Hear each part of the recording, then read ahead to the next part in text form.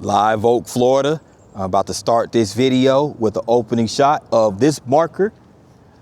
Edward Waters College, the original site. Live Oak was the birthplace of Edward Waters College, Florida's oldest black college.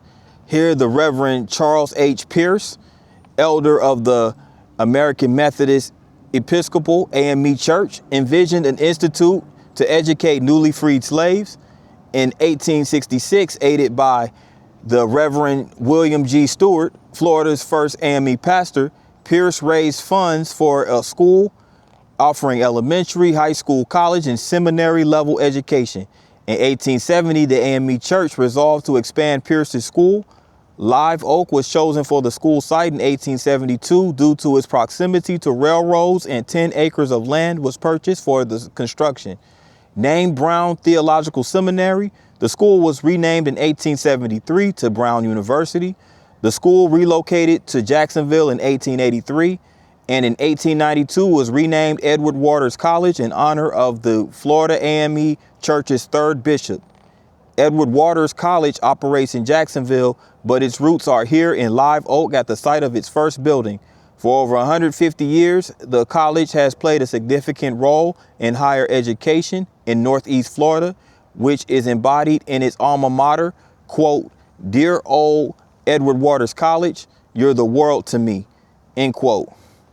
And this is a Florida Heritage Site sponsored by Adam Jefferson, Richard Jr., Bishop of the 11th Episcopal District, Tony Hansberry, presiding elder, 11th Episcopal District, Dr. Nathaniel Glover, President, Edward Waters College, Malachi Beye, President, Jacksonville Alumni Chapter, Lily Vereen, Event Chair, Alumni, and the Jacksonville Alumni Chapter in the Florida Department of State. And you can see right over there, you get it in the frame, there is the AME Baptist Church. Let's go.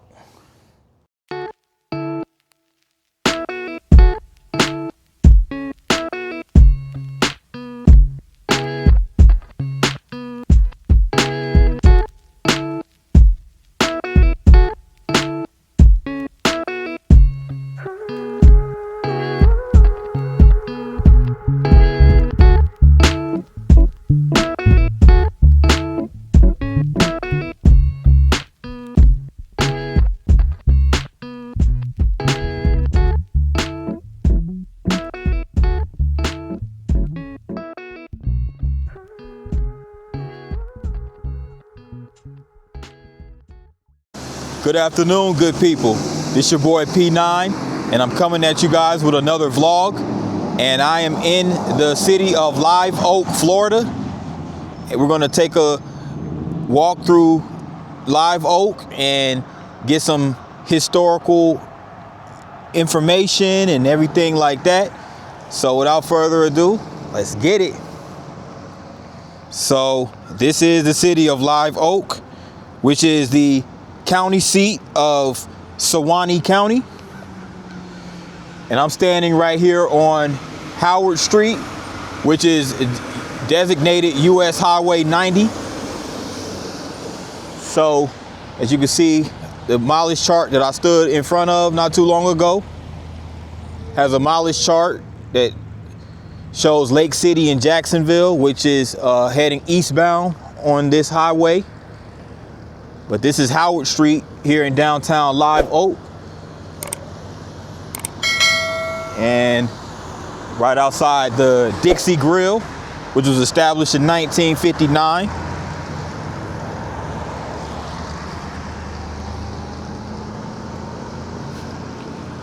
So Live Oak is a city that's located halfway between Tallahassee and Jacksonville. Again, you can reach both cities via Highway 90, Tallahassee westbound, Jacksonville eastbound.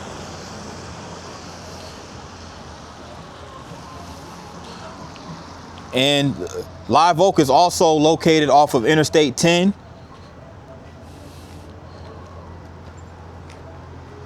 And Live Oak has a population of 6,735 residents. So a pretty decent sized population. right here downtown.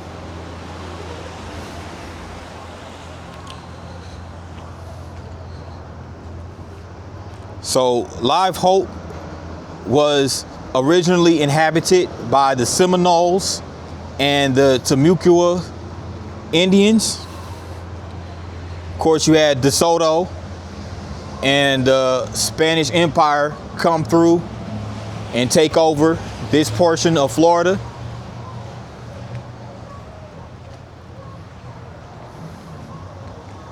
So it has a long history of Spanish rule.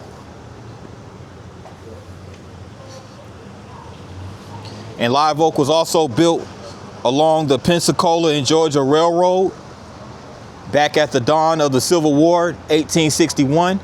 We're going to see the railroads here downtown Live Oak after a while.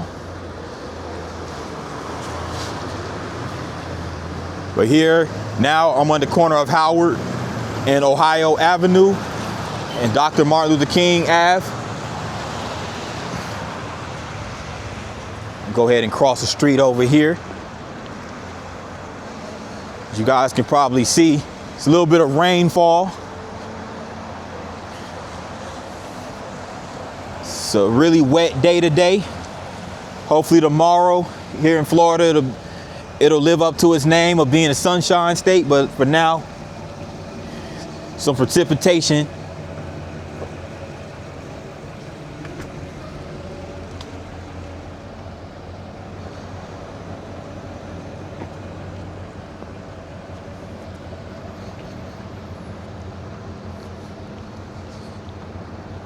But I'm not letting that stop me. It was raining heavier than this, but earlier, but now it's settled down. It did stop for a little bit.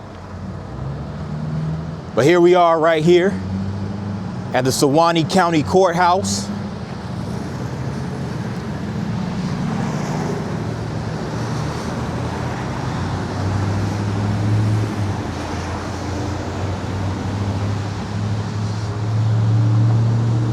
So it does kind of have that little Spanish architecture a little bit. It kind of looks like some form of Spanish architecture. I could be wrong.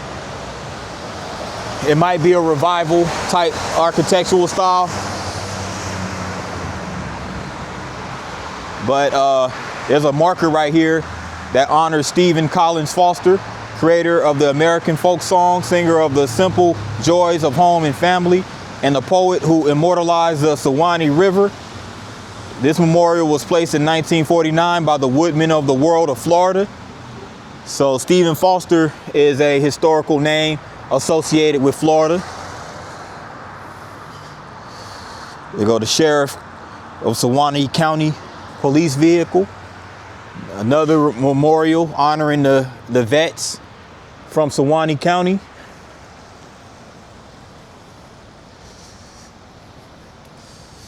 I have this, what looks like a bank over there. I think it's the Ameris Bank.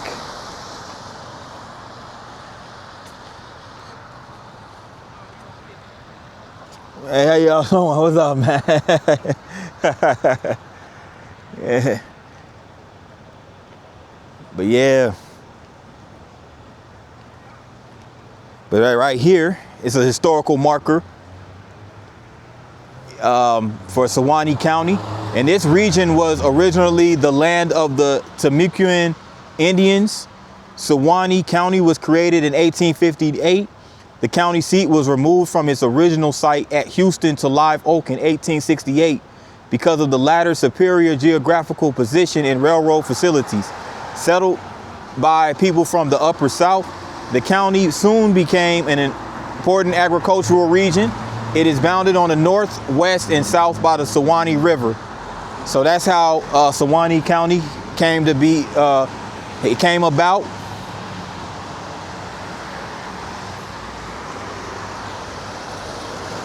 So like I mentioned earlier, the Timucuan tribe where the Indians had a heavy presence in the early days of what was then, before Florida even became a territory, before it was settled by the Spanish and all that stuff, colonized by the Spanish.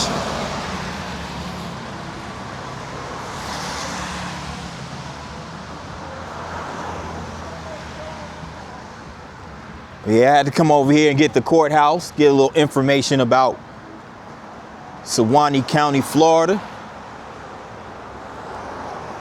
I'm over here at this Veterans Memorial Park, downtown Live Oak, Florida. And what really caught my eyes is this mural right here on the side of the building that advertises Wrigley Spearmint. It looks like an old time advertisement painted on the side of this building. Very vintage. But yes, Live Oak was awarded the Purple Heart City, as you can see right here.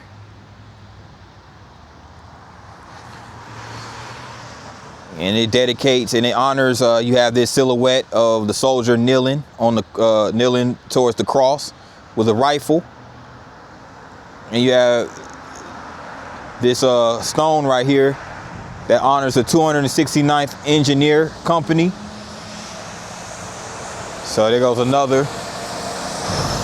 So they served, you know, this company of the U.S. Army National Guard, they served two major, you know, tours. They served during the Operation Desert Storm and Operation Iraqi Freedom.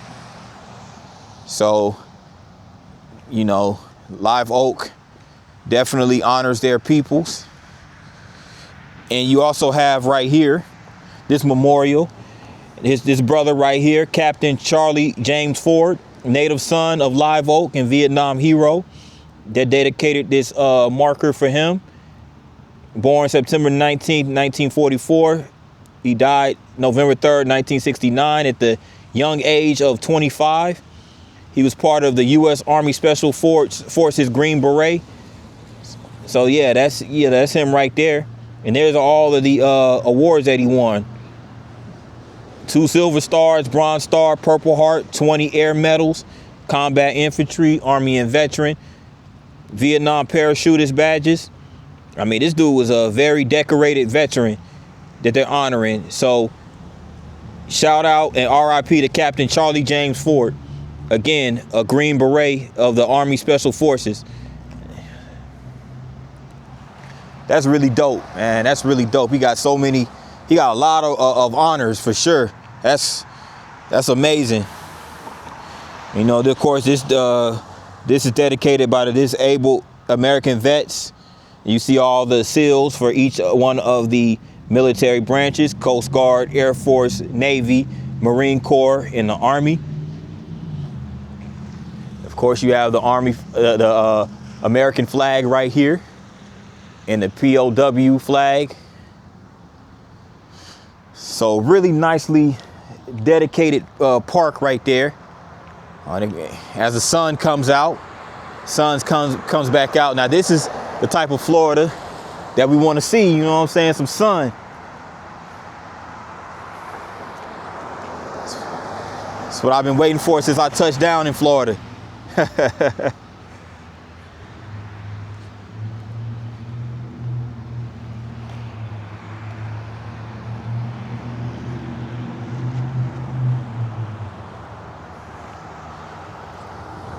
So right now I'm on the west part of Howard Street.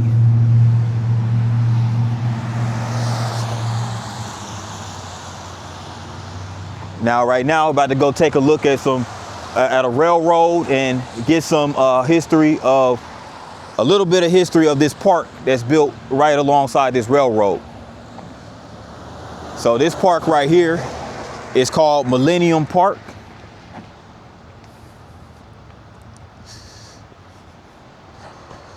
And more specifically called Lynette Ricketson Millennium Park, which was dedicated November 25th, 2003, in memory of Lynette Shore Ricketson, owner and caretaker of the Suwannee Democrat.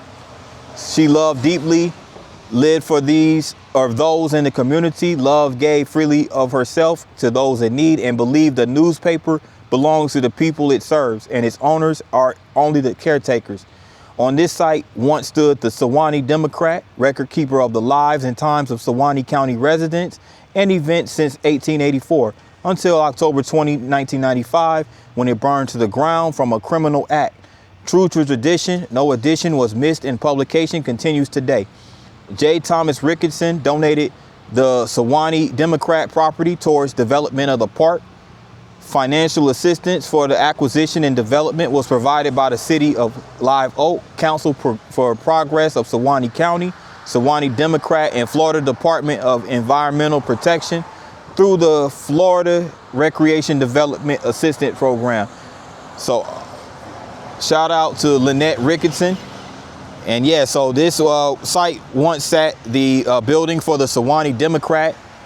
So an arsonist came and set it on fire, destroyed it, unfortunately. But thanks to the community and Lynette Ricketson for donating the land, they were able to develop this park, and they kept the newspaper going. That's how big on tradition this community is. You know, a lot of people, they like to carry on tradition, and apparently the residents of this town did the same thing. So shout out to them. We got this nice tree right here that provides plenty of shade, I'm sure, during the brutal Florida summers.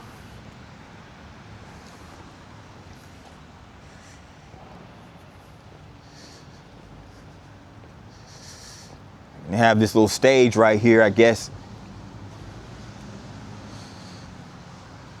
So I'm sure they have events over in this park, and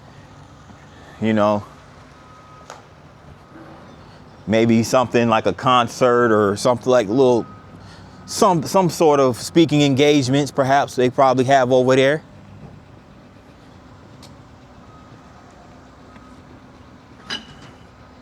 But here's the railroad tracks right here that I mentioned.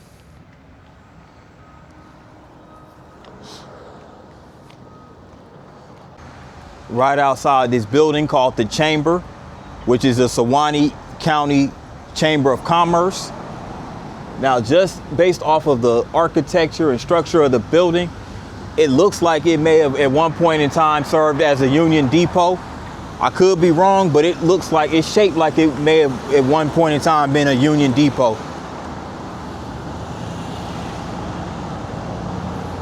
If not a Union Depot, it was perhaps it may be even a city hall. It might have even served as city hall at one point. I'm not sure. But right now it's a Chamber of Commerce.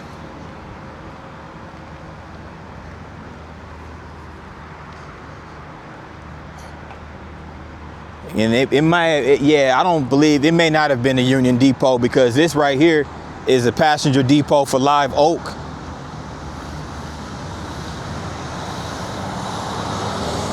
See that building right there?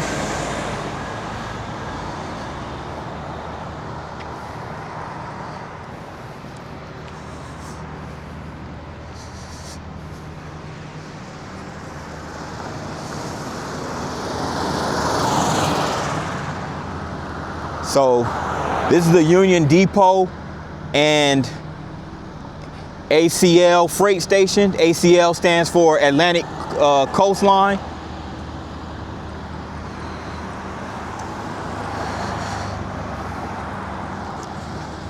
So this building right here is serves as a Suwannee County Museum.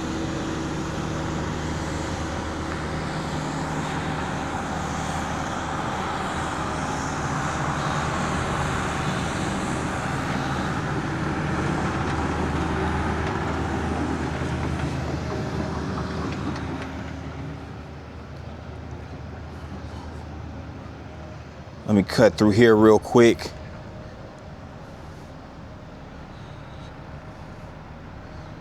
Yeah, so that's a Seaboard System Railroad Depot.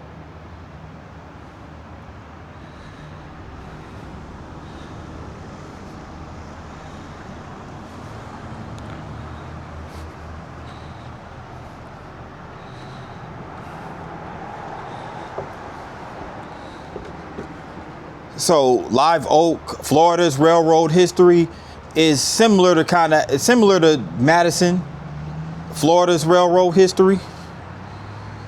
They started as railroad towns back in the 1860s.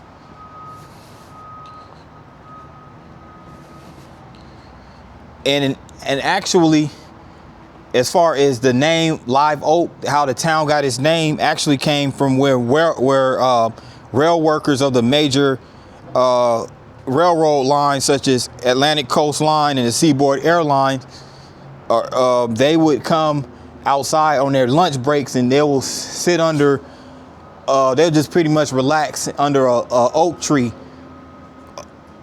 And that's how it got its name, Live Oak. So it's a fun fact in regards to the origin of the Live Oak town name.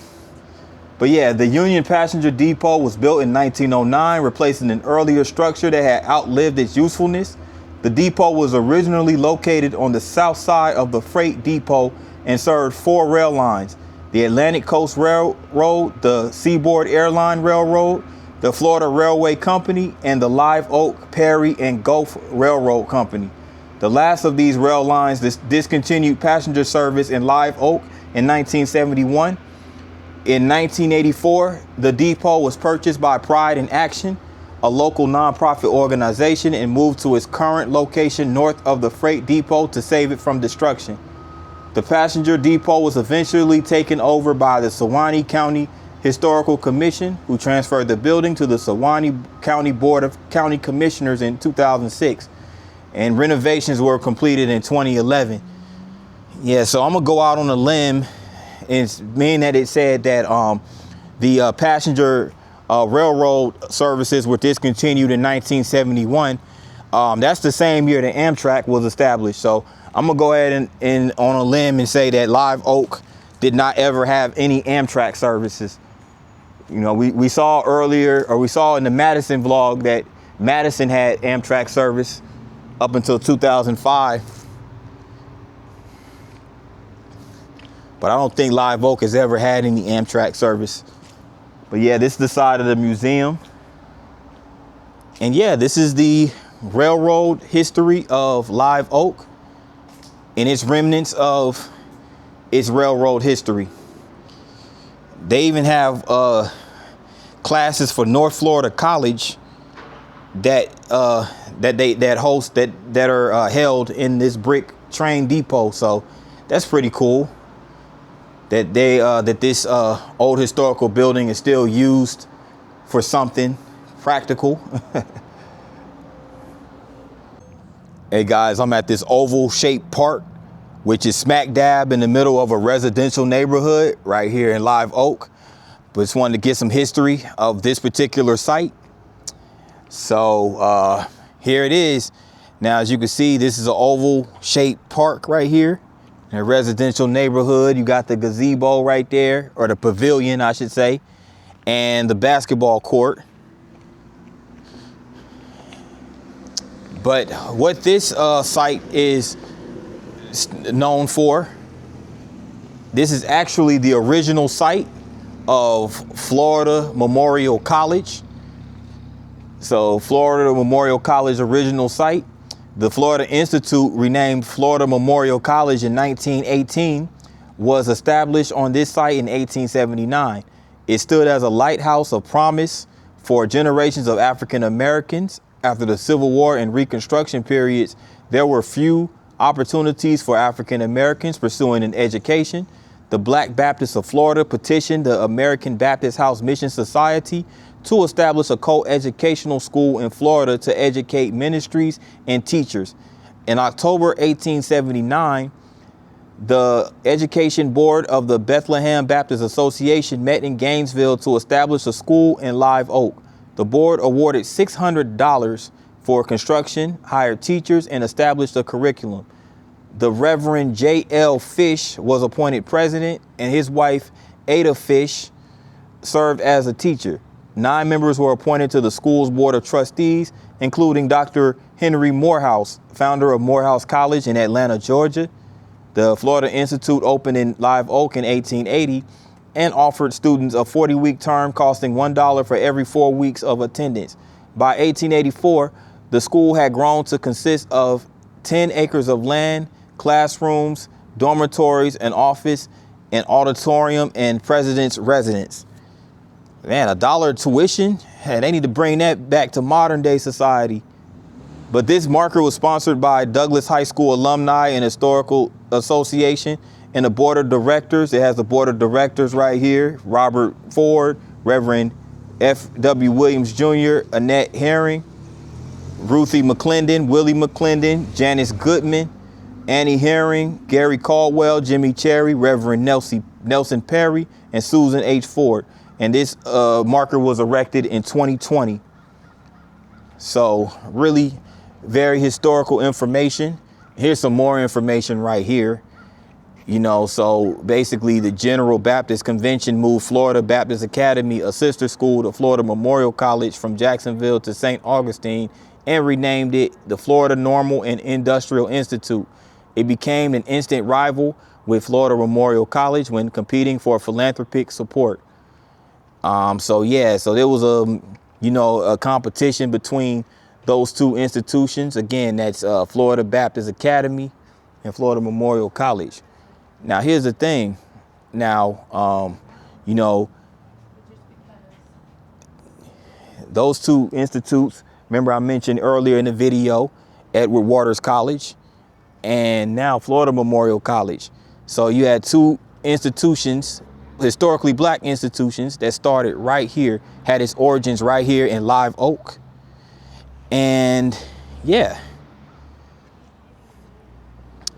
And while we're on the subject, and while I'm thinking about it, while I was doing my research, I found out some information about Live Oak that I've never heard of. It's a very historical, yet infamous, depending on how you look at it, moment in history. Now, Live Oak is not really known to many people outside of Florida, perhaps maybe even Georgia. But it received national attention in 1952 when a lady by the name of Ruby McCullum, who was a wealthy African American, shot and killed Dr. Clifford Leroy Adams Jr., a prominent white, doctor and also senator. And what's crazy about that is the backstory behind that is crazy. You guys got to look it up for yourselves. There's plenty of videos on YouTube about it. Again, that's Ruby McCullum. I've never heard of that whole situation prior to doing my research for this video. But yes, this shooting took place right across from the Suwannee County Courthouse, which we looked at earlier today. And yeah, it's a really crazy backstory.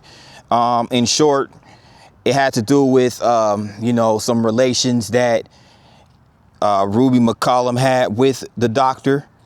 And, the fact that it was a baby that came out of it. And it's just a whole crazy story. And McCullum ultimately wound up being convicted and sentenced to death right here in Suwannee County, but it was overturned on a technicality in 1954. And remember, this was back during the Jim Crow era. So, this is when when black people would get convicted by all white juries.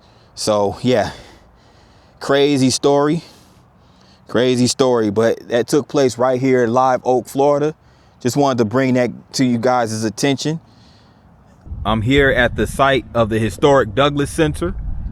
This is the site of the Douglas Center, a consolidated school complex that offered elementary, junior, and high school level classes to African American students. The center's origin can be traced back to the Reconstruction era. Public education for African Americans in Suwannee County began in 1869 with the formation of two schools, one in the town of Live Oak and the other in unincorporated Houston. The Live Oak School was renamed after famous African-American abolitionist Frederick Douglass and located on the west side of South Houston Avenue. This school occupied a two-story wooden building and was only open from June through September. A second school, also named as Douglass, was built in the 1920s. Donations from the African-American community combined with matching funds from the Julius Rosenwald Foundation financed the construction of a single-story brick schoolhouse on the east side of South Houston Avenue.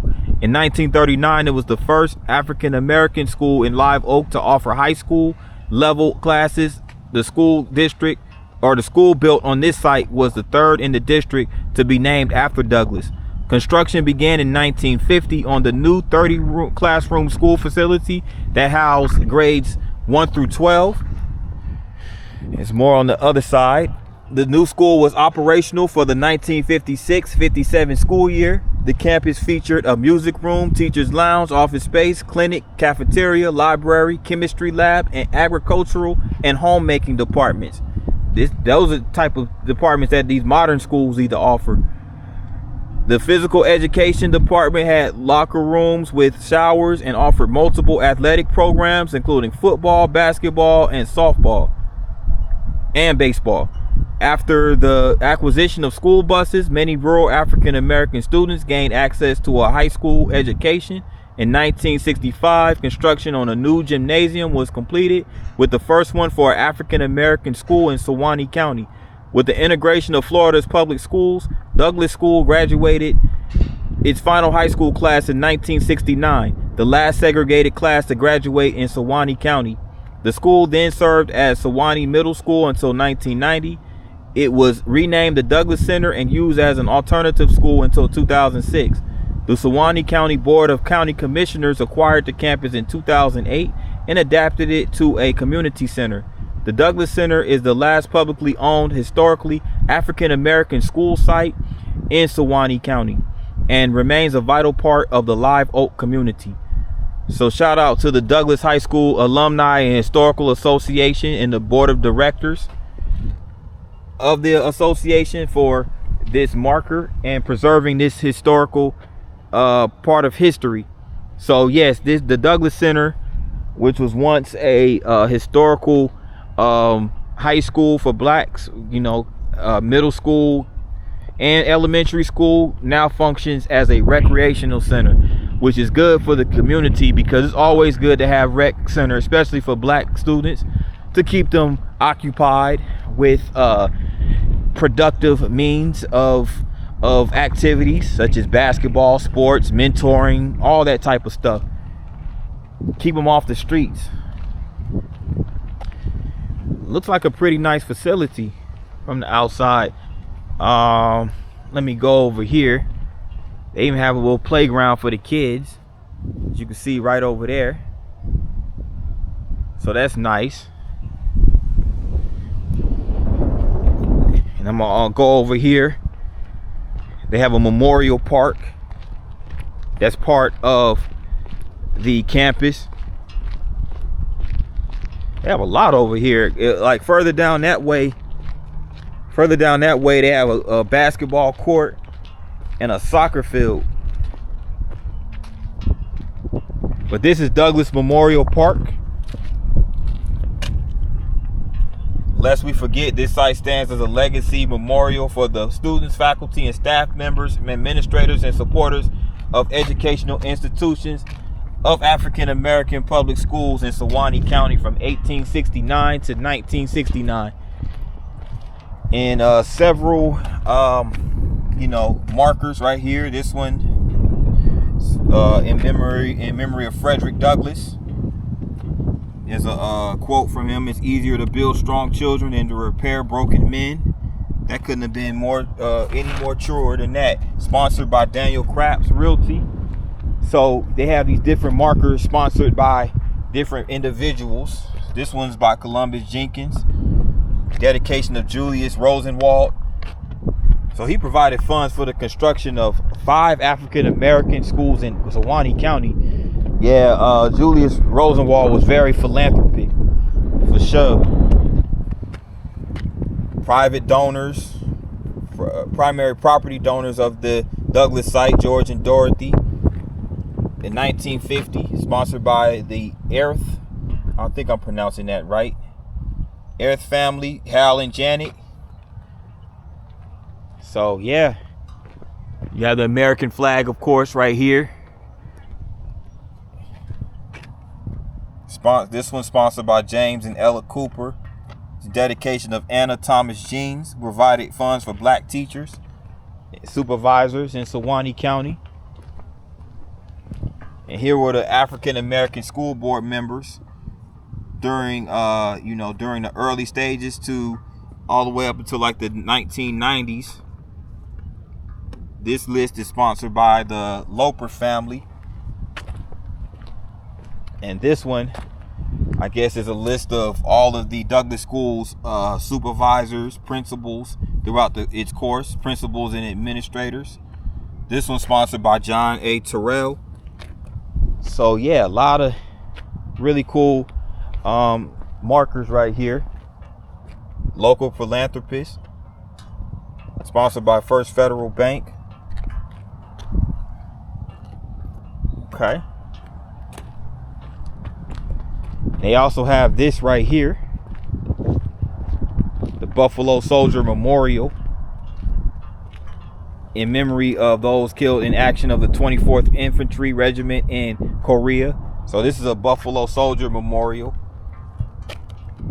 As you can see right here, it's on this marker is on this rock right here. So this is memory of the Buffalo Soldiers.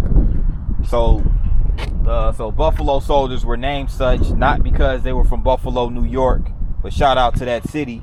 But no, it's due in large part they were named primarily by the Native American tribes because of their curly, the dark skin, curly hair. So that's how the soldiers got the name, the Buffalo Soldiers. And they served on the 9th and 10th Cavalry and the 24th and 25th Infantry. So they did serve in the Indian Wars and also played a part in building roads. So shout out to the Buffalo Soldiers. And you have the Douglas School Complex, the 50s and the 60s. So this basically shows a layout of the school when it was built. The construction of the new Douglas School Complex started in 1951 and became fully operational during the 1956 to 57 school year. This marker was sponsored by the Douglas High School Alumni and Historical Association, as you can see right here. So a lot of players played a role in creating this historical park right here with all this historical information right here. So yeah, as you can see, here are the many classrooms. You got a PE department, band hall, basketball court, baseball field, gymnasium, swimming pool. Very many different facilities for African American students. So yes, this is the Douglas School Complex. Very historic part of the community of Live Oak, Florida. So much black history in this town. I had no idea before doing the research for this town, but yeah, there you have it. But I'm on to the next. I'm here on this Discovery Heritage Trail right here in Live Oak, Florida. And what I like about the heritage trails is that not only do you get the nature and the exercise and the recreational aspect of it, but you get the history. You know what I'm saying? I'm a huge history buff. So this right here is what the trail looks like. So you can literally do what you do on most other trails. Jog, ride bikes, just simply take a stroll, indulge in some history, all that good stuff. So this is what's called the Discovery Trail, National Audubon Society. So they have every Saturday, or at least on Saturday, September 27th, they have it to where you could walk with John Middleton of the Four Rivers Audubon Society and read Not Everyone Knows About Blackbirds, Grackles, Cowbirds, and Crows. Oh, interesting. Okay, that's pretty cool. It's good to have events for the locals. And this is a good way to encourage exercise, I guess, you know, encourage fitness. Encourage some cardio. You can motivate the people by putting nice artwork up here so that the people can see nice artwork that illustrates nature, like this one right here, trees and acorns. But yeah, there's more of the trail down that way. But you guys get the idea. Like I said, it's a pretty nice day out today. Nice day to get your jog on, get your fitness going.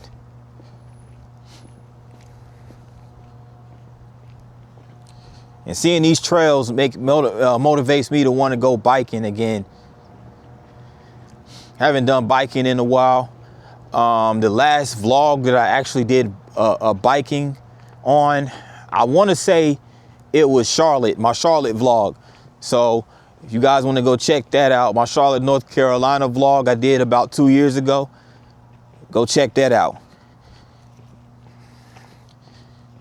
But yeah, this is the nature trail right here in Live Oak. And it sits right here next to a car dealership, a Chevrolet dealership, West Haney dealership, Chevrolet dealership.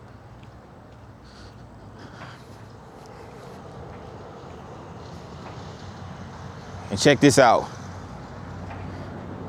They have some push-up bars right here. They have some push-up bars. They have the low bar where you can do push-ups. And you can do your, they have high bar push-ups as well. And you can do the little lateral crosswalks over here, leg raises, all that good stuff. And this is sponsored by Play World Systems. And you can use a QR code. You can scan your QR code and actually get instructional videos that coincides with these exercises. So they have beginner level exercises, intermediate level exercises, and advanced exercises. And you can work every part of your body over here.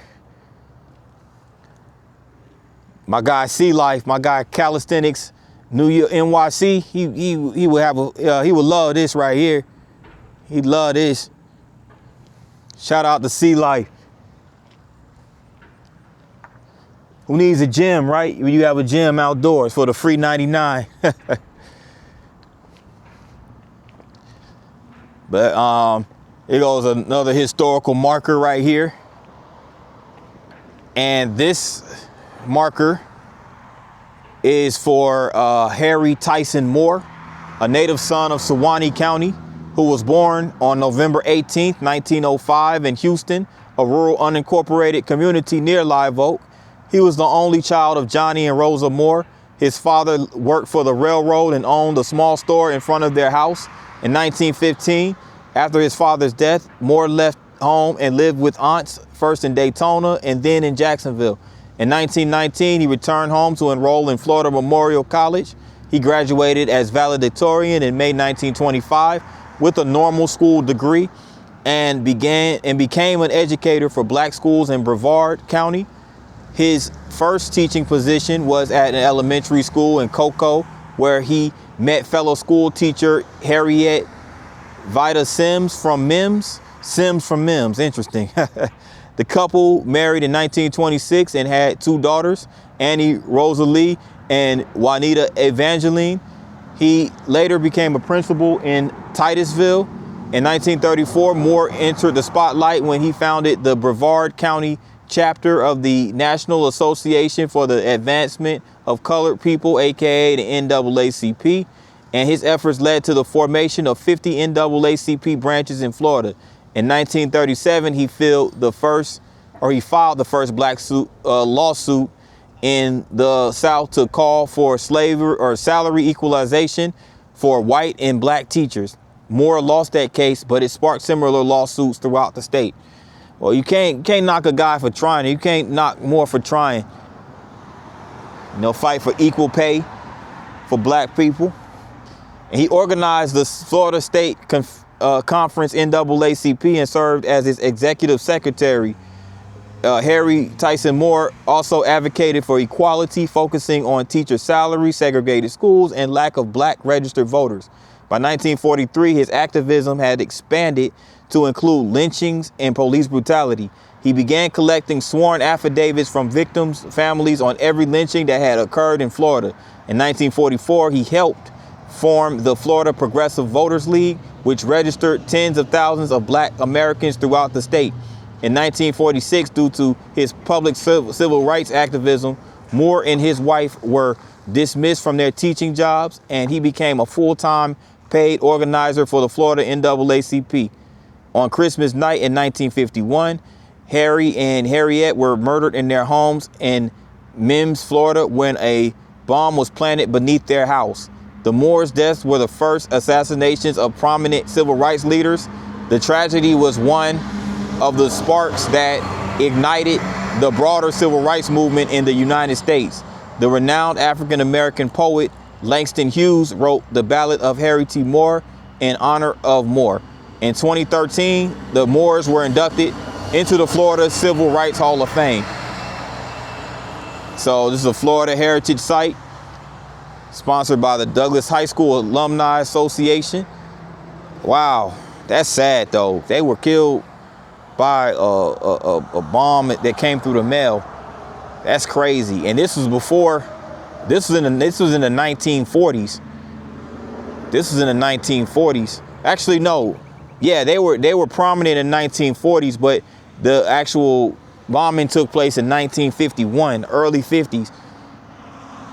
Dang, that's crazy. Before even Medgar Evers and Martin Luther King Jr. and a lot of other activists were assassinated. So that's crazy to think that, you know, and I've never even heard the story of Harry Tyson Moore, but that goes to show you when you come visit these small towns, you learn a lot of history about people that you never even heard in history class throughout, you know, your time in school. So, yeah, very interesting history. Very interesting history, but very tragic history as well, man. R.I.P. to the Moors, man, for real.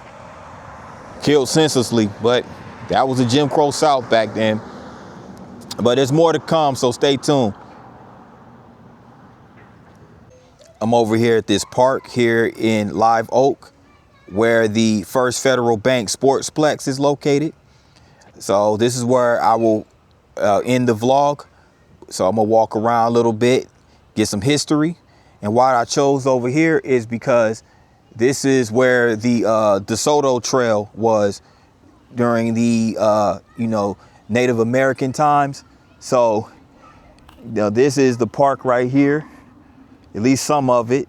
They have a pavilion right over there, but right across the street is one of the athletic facilities, part of the Sportsplex. They have it's a tennis court, I think a baseball field. It's a really nice park. You know, nice weather today. Not too cool, but not too cold, but not too hot either. And there goes the playground right here. Really nice.